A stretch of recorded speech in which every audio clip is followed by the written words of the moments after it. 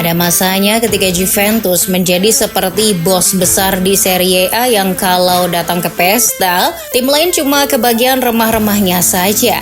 9 musim beruntun dari 2012 sampai 2020, Juventus telah menjadi penguasa absolut. Kasta tertinggi Italia itu seperti kompetisi yang sudah dikunci sebelum mulai. Namun anehnya setelah dominasi tersebut Juventus justru hilang arah.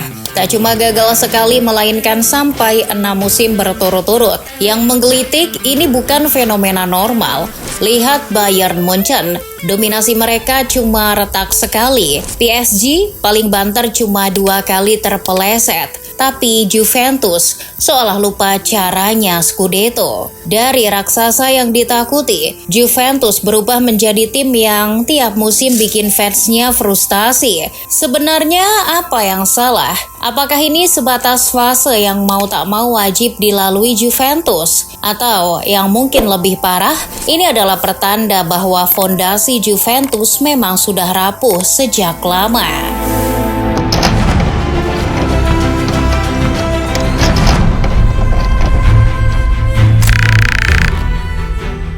Cerita akan kita mulai dari Juventus mendominasi Serie A selama 9 musim beruntun. Sekali lagi, 9 musim beruntun. Kapan itu terjadi? Tepatnya pada musim 2011-2012 hingga 2019-2020. Ini adalah dominasi terlama di Serie A. Sepanjang sejarah terhitung sejak 1930, ketika kompetisi ini baru dinamai Serie A, tidak pernah ada klub yang menjuarai selama 9 musim berturut-turut. Kendati demikian, embrio dominasi Juventus sudah lahir sejak saat itu. Memang betul, bukan La Vecchia Signora tidak juara di edisi pertama, melainkan Ambrosiana Inter yang kelak saat tren kicau mania merebak, kita menyebutnya sebagai Internazionale Milano alias Inter Milan. Tapi di musim kedua, persisnya pada 1930-31, Juventus menggondol gelar tersebut. Raihan gelar di musim itu tak disangka menandai dimulainya dominasi Juventus. Ya, setelah juara musim tersebut, Juventus kembali menyabet gelar di 4 musim berikutnya.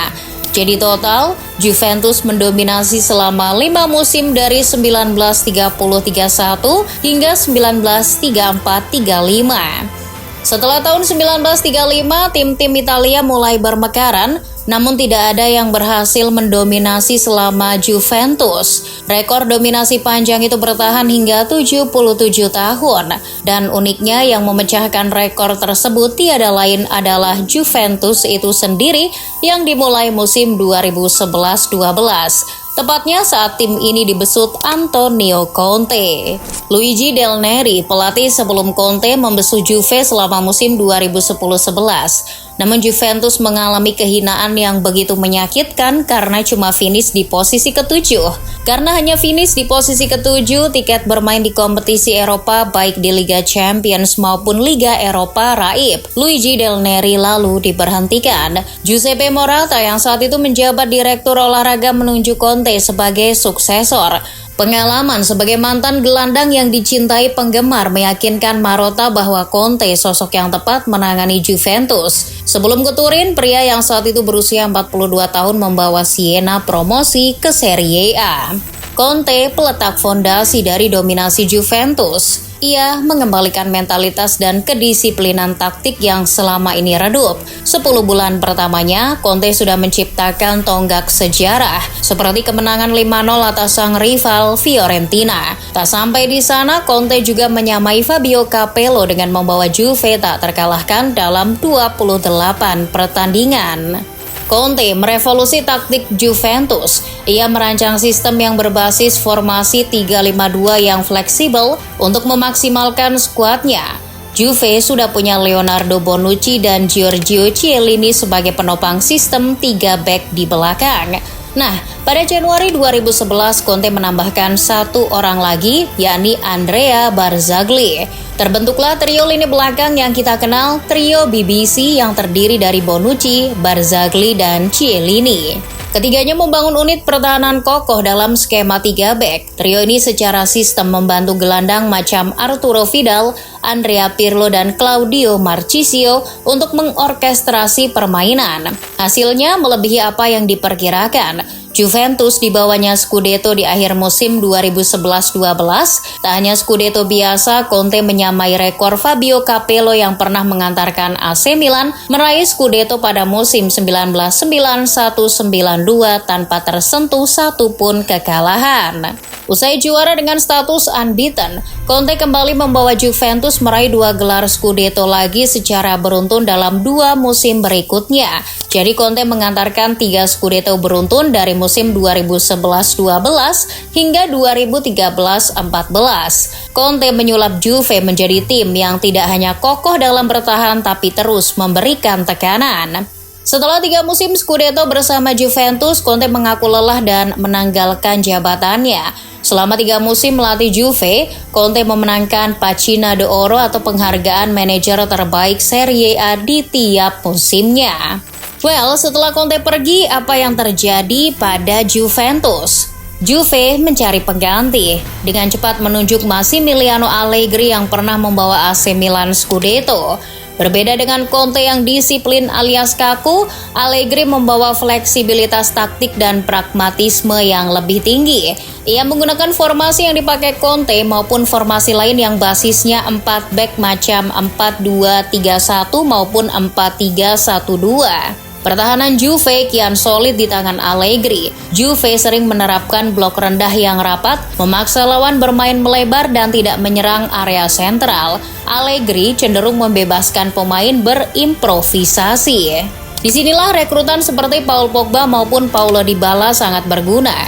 Tidak hanya Pogba dan Dybala, sejumlah pemain mahal juga datang di era Allegri. Salah satu yang cukup fenomenal adalah Gonzalo Higuain. Ia dibajak dari Napoli seharga 90 juta euro. Lalu pada 2018, Juve berani mendatangkan Cristiano Ronaldo seharga 100 juta euro dari Los Blancos. Giorgio Ranini menunjukkan bahwa Juventus sejahtera, finansial stabil, kombinasi antara kekuatan finansial dan taktik Allegri membuat Juve kian baik. Conte membawa Juventus 3 musim beruntun Scudetto. Allegri memantapkan dominasi dengan menjadikan Juve juara tetap Serie A dari 2014-15 hingga 2018-19 alias 5 musim berturut-turut. Tak cuma Serie A, kecuali yang terakhir, Juve selalu mengawinkan Scudetto dengan Coppa Italia. Sayang perbedaan pandangan dan arah klub terjadi pada 2019. Allegri tak menghendaki rencana para petinggi, ia pun memutuskan pergi atas kesepakatan bersama. Selepas era Allegri, Juve menunjuk Maurizio Sarri. Sarri ibarat kata tinggal pakai saja apa yang dibangun Conte dan dikembangkan Allegri. Tapi setiap pelatih tentu punya gaya mainnya sendiri, pun begitu dengan Sarri. Gaya main Juve berubah lagi dari pragmatisme menjadi penguasaan bola. Ia menyesuaikan filosofi aslinya, Sarri Ball, ke para pemain Juve, terutama untuk mengakomodir Dybala dan CR7. Selain penguasaan bola yang terkontrol, Juve lebih dinamis di lini serang, tak lagi bermain low block melainkan garis pertahanan tinggi. Sarri Ball ampuh membawa Juventus meraih Scudetto ke-9 beruntun. Namun ketika musim 2019-20 berakhir, kerja sama Juve dan pelatih yang doyan ngudut itu juga berakhir. Juve mendepak Sarri dengan alasan hasil mengecewakan di Liga Champions. Musim itu Juve memang mempertahankan gelar Serie A, namun kalah memalukan dari Olympique Lyon di babak 16 besar Liga Champions. Pertanyaannya, setelah era Sarri, siapa yang melatih Juventus selanjutnya?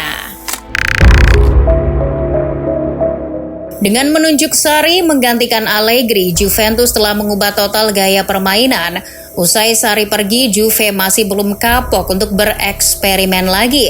Tapi untuk yang satu ini eksperimennya memiliki resiko yang cukup tinggi. Betapa tidak, Juventus menunjuk mantan pemainnya sendiri untuk melatih, yaitu Andrea Pirlo. Sebagai seorang regista, Pirlo emang jago, tapi sebagai pelatih, pengalamannya masih seumur jagung. Pirlo baru menangani tim muda Juventus. Penunjukannya di tim utama terkesan mendadak. Pirlo ditunjuk hanya beberapa saat setelah mendapatkan lisensi UEFA Pro. Ia melompati tahap belajarnya di tim muda dengan langsung menangani tim bertabur bintang. Apesnya lagi, Pirlo ditunjuk ketika dunia sedang dilanda pandemi COVID-19. Saat itu persiapan Juventus jelang musim baru kalang kabut. Mereka cuma menggelar satu pertandingan uji coba pramusim. Karena cuma menggelar satu pertandingan pramusim, Pirlo tidak punya cukup waktu untuk mematangkan strateginya. Akhirnya ketika musim dimulai, Pirlo kebanyakan bereksperimen pada taktik. Pirlo beberapa kali mengalami dilema, apalagi ketika pemain kunci seperti Dybala cedera panjang. Pirlo juga kesulitan memaksimalkan potensi para pemain kunci. Ketergantungan pada Ronaldo juga menunjukkan bahwa Pirlo miskin taktik. Musim lalu, Juventus juga terkendala skuad yang sudah tua. Pemain seperti Giorgio Chiellini sudah 36 tahun. Trio BBC tak ada lagi karena Barzagli sudah memutuskan pensiun sejak 2019. Tidak cuma itu, Pirlo terlalu memaksakan strategi, memaksakan filosofi tanpa adaptasi jelas tidak membuahkan hasil positif. Pirlo sudah membawa Juventus menjuarai Coppa Italia dan Supercoppa Italia, tetapi dominasi 9 musim di Serie A justru terputus. Benar, setelah 9 tahun Juventus selalu Scudetto, musim itu untuk pertama kalinya Juve gagal. Inter yang kala itu dilatih mantan pelatih Juve Antonio Conte lah yang juara. Juventus, mereka cuma finish di posisi keempat.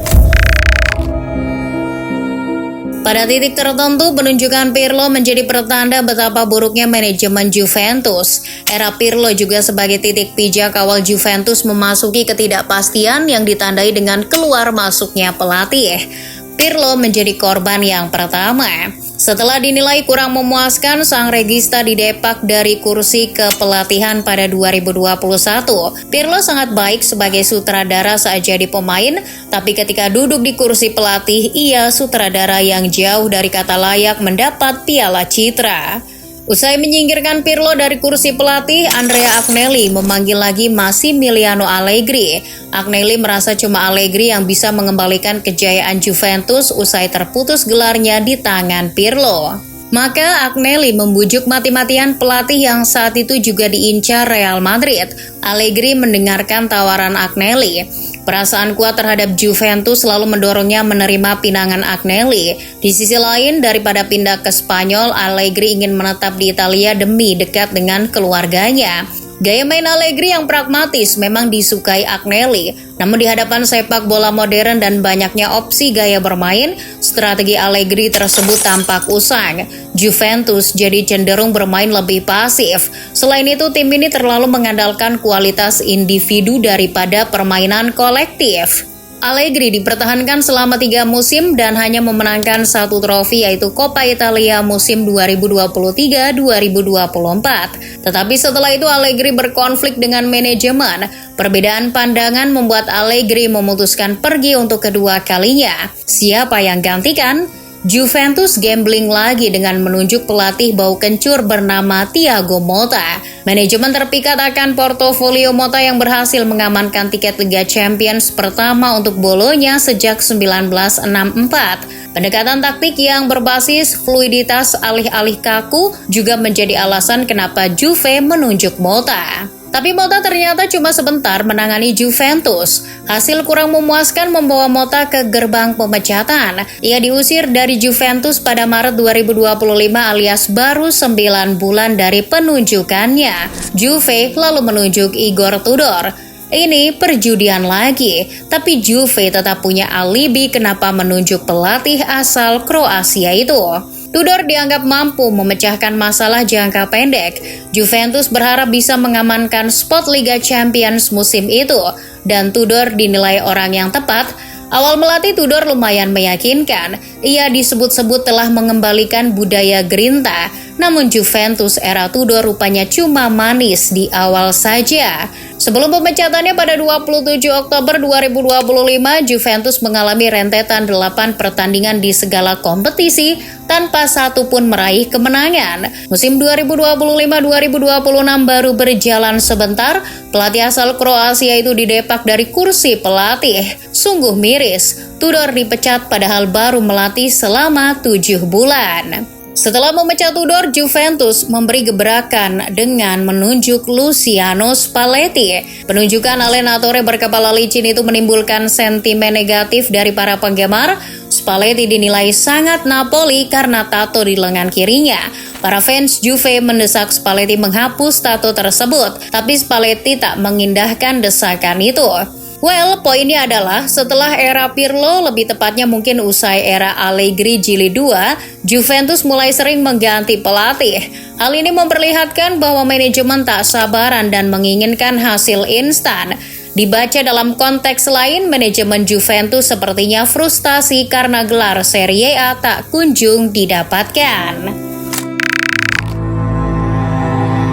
Namun rasa putus asa itu sepertinya tidak hanya karena hasil di atas lapangan. Lebih dari itu, Juventus mesti menelan badai yang mereka tuai sendiri. Apa itu? Ya, soal finansial. Jor-joran di musim-musim sebelumnya membuat Juventus tertekan secara finansial, terutama ketika mendatangkan Cristiano Ronaldo pada 2018 silam. Harus diakui Ronaldo meningkatkan pendapatan dari sisi komersial, namun keberadaannya juga membuat biaya yang dikeluarkan klub menjadi lebih besar, terutama setelah dihantam pandemi COVID-19. Menurut laporan La Gazzetta dello Sport, Juventus menguras kocek hingga 86 juta euro per tahun untuk Ronaldo. Itu bukan gaji bersih. Angka 86 juta euro tersebut meliputi 57 juta euro gaji kotor dan biaya amortisasi transfernya sebesar 29 juta euro per tahun. FYI aja, gaji bersih yang diterima Ronaldo sendiri menyentuh 31 juta euro per tahun di Juventus. Biaya ini menghabiskan sekitar 22% dari total pendapatan operasional Juventus yang nilainya 100 juta euro lebih. Pada musim pertama Ronaldo, kerugian Juventus juga meningkat 2 kali lipat menjadi 40 juta euro. Walaupun pendapatannya juga naik melebihi 100 juta euro. Kalau begini kesannya Ronaldo penyebab Juventus merugi ya. Padahal tidak sepenuhnya. Juve sama halnya dengan tim lain juga dihantam pandemi. La Vecchia Signora sendiri emang cukup sering merugi. Pada musim 2023-2024 saja Juventus merugi hampir 200 juta euro dalam 7 tahun berturut-turut menurut laporan media Italia Il Sole. Kerugian Juventus bahkan hampir menyentuh 900 juta euro atau kalau sesuai kurs hari ini lebih dari 18 triliun rupiah. Buset. Sedihnya para pemain yang dibeli dengan harga yang tidak murah macam Arthur Melo, Dejan Kulusevski, dan Matthijs de Ligt justru inkonsisten. Inilah yang sedikit banyak mengakibatkan Juventus goyah di liga domestik. Persoalan kemudian tidak berhenti sampai di sana. Ada sejumlah skandal yang menyeret Juventus. Pertama, Nyonya Tua harus menghadapi skandal yang dinamai manovra stipendi atau manuver gaji. Ini adalah skandal penipuan gaji dari 2020 hingga 2021. Juventus diselidiki terkait skandal ini lantaran para pemain kabarnya setuju merelakan gaji selama 4 bulan demi menyelamatkan keuangan klub dan memperbaiki laporan finansial di tengah krisis pandemi COVID-19. Namun setelah penyelidikan ditemukan bahwa pemain sebenarnya cuma melepaskan 1 bulan gajinya bukan 4 bulan sebagaimana yang dilaporkan Juventus. La Vecchia Signora hanya melaporkan gaji 1 bulan pemainnya sedangkan pembayaran 3 bulan lainnya dibayarkan di bawah meja alias melalui kesepakatan rahasia di luar laporan keuangan resmi.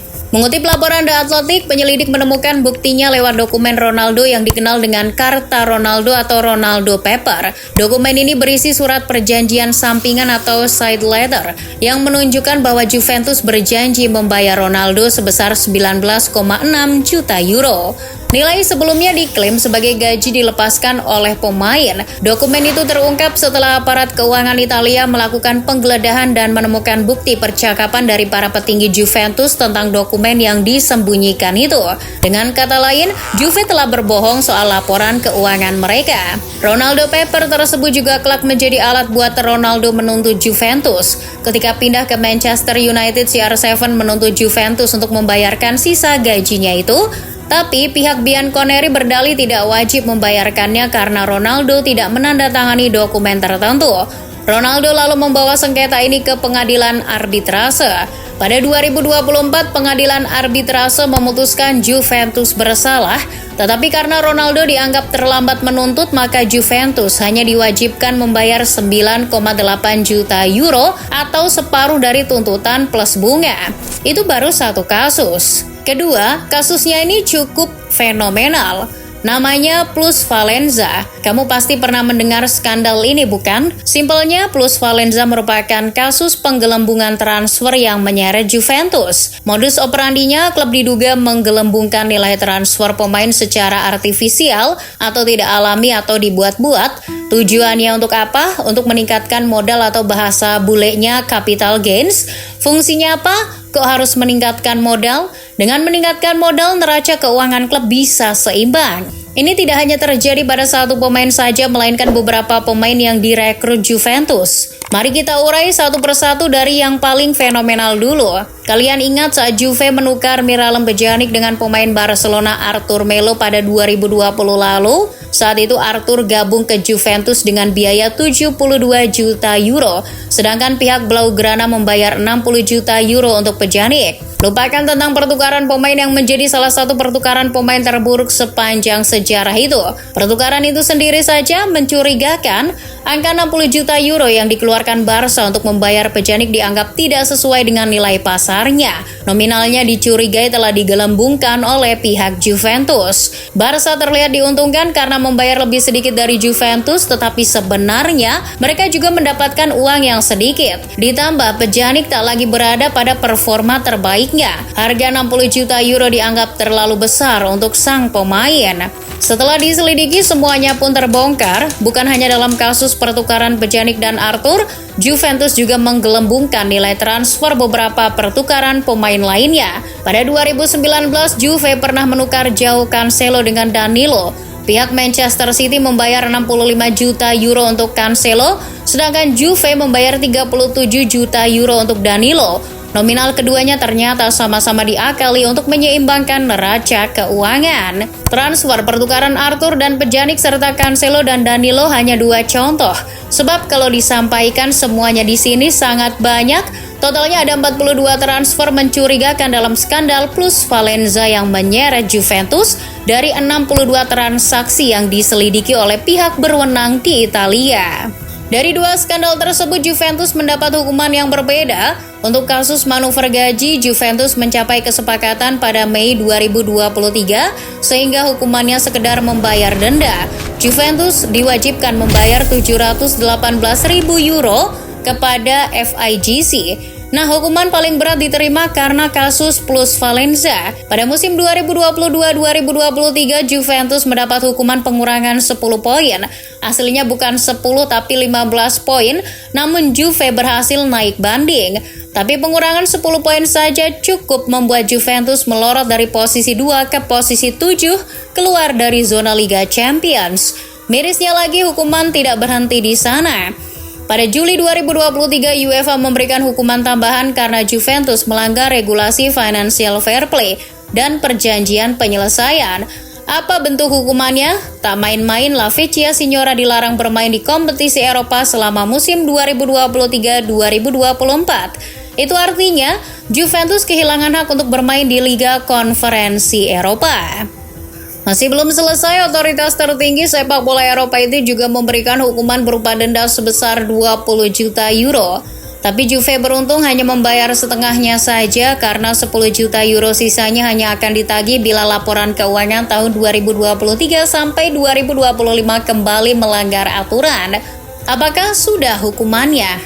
Tidak, abangku. Para petinggi Juventus juga kena hukuman. Andrea Agnelli, sang presiden yang berperan menyetujui laporan palsu, divonis 20 bulan penjara, namun hukumannya ditangguhkan. Agnelli hanya menjalankan hukuman kedua, yakni pelanggaran aktivitas sepak bola selama 24 bulan. Setelah Agnelli, ada Fabio Paratici. Paratici adalah arsitek di balik transfer yang dianggap fiktif atau digelembungkan nilainya. Paratici divonis 18 bulan kurungan, tapi sama seperti Agnelli, hukumannya ditangguhkan. Ia hanya menjalani larangan 30 bulan beraktivitas di sepak bola. Kemudian mantan pemain Pavel Nedved. Nedved yang menjabat wakil presiden dinilai ikut menyetujui laporan palsu.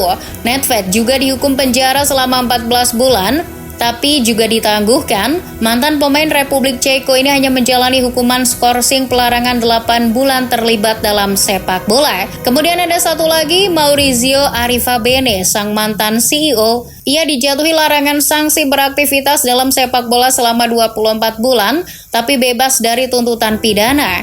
Berbeda dengan nama-nama sebelumnya yang divonis penjara tapi ditangguhkan, Arrivabene tidak terbukti bersalah. Lalu apa yang terjadi di Juventus setelah para petingginya dilarang terlibat dalam sepak bola?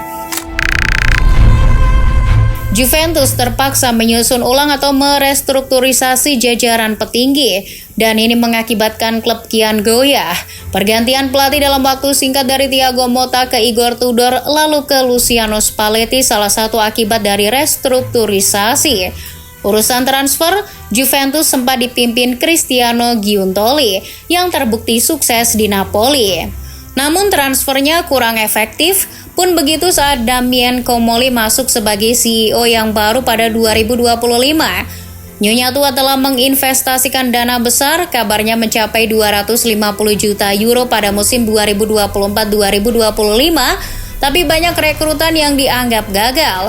Contohnya seperti pembelian Toon Koopmeiners dan Douglas Luiz yang gagal memberikan dampak instan. Setelah tadi dipimpin Agnelli, Juventus dipimpin Gianluca Ferrero yang kering pengalaman di dunia sepak bola. Pekerjaannya sebagai presiden Juventus adalah pekerjaan pertamanya di ranah sepak bola. Pada Januari 2026 lalu, Juventus juga merekrut Marco Ottolini sebagai direktur olahraga, tapi keberadaannya tak membantu banyak. Di bursa transfer Januari kemarin, saat Ottolini sudah masuk, Juventus justru kurang bergairah di bursa transfer. Beberapa incaran seperti Marco Senesi gagal direkrut. Juventus juga tak berhasil menemukan pengganti Dusan Vlahovic. Di bursa transfer Januari kemarin, Juve cuma mendapatkan pemain seperti Emil Holm dan Jeremy Boga. Itu pun lewat peminjaman. Perubahan struktur pimpinan membuat arah Juventus ke depannya masih belum jelas. Saat ini Nyonya tua cuma mengandalkan tua Spalletti untuk lolos ke Liga Champions. Target mereka mungkin sudah mengendur. Juve tak lagi bergairah untuk meraih gelar Serie A. Yang terpenting buat mereka hari ini hanyalah lolos ke Liga Champions, sama kayak Manchester United.